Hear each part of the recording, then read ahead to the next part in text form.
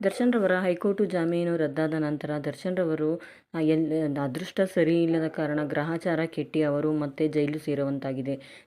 ದರ್ಶನ್ ರವರನ್ನು ಪರಪ್ಪನ ಅಗ್ರಹಾರದಿಂದ ಬಳ್ಳಾರಿ ಜೈಲಿಗೆ ಕಳಿಸದಿರಲು ಲಾಯರ್ಗಳ ಸಾಹಸ ಅಂತಲೇ ಹೇಳ್ಬೋದು. ಹೀಗಾಗಿ ವಿಜಯಲಕ್ಷ್ಮಿ ಹಾಗೂ ವಿನೀಶ್ ರವರು ಆಗಾಗ ಬಂದು ನೋಡುತ್ತಲೇ ಇರುತ್ತಾರೆ ಹಾಗೂ ತಾಯಿ ಮೀನಾರವರು ಬಂದೇ ಇಲ್ಲ ಎಂದರು ಅಂದುಕೊಳ್ಳಬಹುದು. ಆದರೆ ಮಗ ಜೈಲು ಸೇರಿದ ನಂತರ ತಾಯಿ ಅವರಿಗೆ 7 ದಿನಗಳ ನಂತರ ಆಘಾತ. ಅವರು ಇದ್ದಕ್ಕಿದ್ದಂಗೆ ಕುಸಿದು ಬಿದ್ದಿದ್ದಾರೆ. ಅವರ ಆರೋಗ್ಯ ಪರಿಸ್ಥಿತಿ ಸರಿಯಿಲ್ಲ ಎಂದು ಹೇಳಿಕೊಂಡಿದ್ದಾರೆ. ಇತ್ತೀಚಿನ ದಿನಗಳಲ್ಲಿ ದರ್ಶನ್ ರವರನ್ನು ಹಿಂದೆ ಜೈಲಿಗೋದ ನಂತರ ಮೀನಾರವರು ನೋಡಲು ಬಂದಿದ್ದರು. ಆಗ 5 ತಿಂಗಳ ನಂತರ ದರ್ಶನ್ ಬಿಡುಗಡೆಗಾಗಿ ತಾಯಿ ಮೀನಾರವರು ಗೌಡಗೆರೆ ಚಾಮುಂಡೇಶ್ವರಿ ದೇವಾಲಯಕ್ಕೆ ಹೋಗಿ ಹರಕೆಯನ್ನು ಕಟ್ಟಿಕೊಂಡು ಬಂದಿದ್ದರು ಹಾಗೂ ದರ್ಶನ್ ರವರು ಹೊರಬಂದ ನಂತರ ಅಜ್ಜಿ ಮೊಮ್ಮಗ ವಿನೀಶ್ ಇಬ್ಬರು ಸೇರಿ ಹರಕೆಯನ್ನು ತೀರಿಸಿದ್ದಾರೆ. ನನ್ನ ಮಗ ಏನೂ ತಪ್ಪನ್ನು ಮಾಡಿಲ್ಲ, ದೇವರಿದ್ದಾನೆ, ಸತ್ಯ ಕಹಿಯಾದರೂ ನಿಧಾನವಾಗಿ ಹೊರಬರುತ್ತದೆ.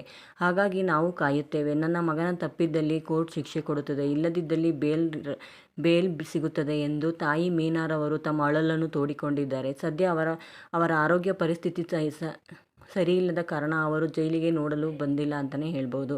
ಆದರೆ ಪತ್ನಿಯಾದ ವಿಜಯಲಕ್ಷ್ಮಿ ಹಾಗೂ ಮಗ ವಿನೀಶ್ ಅವರ ಪರಿಸ್ಥಿತಿಯನ್ನು ನೋಡತೀರಲಾಗದು. ಅವರ ಗೋಳು ದೇವರಿಗೆ ಮುಟ್ಟಿತು ಅಂತಲೇ ಹೇಳ್ಬೋದು.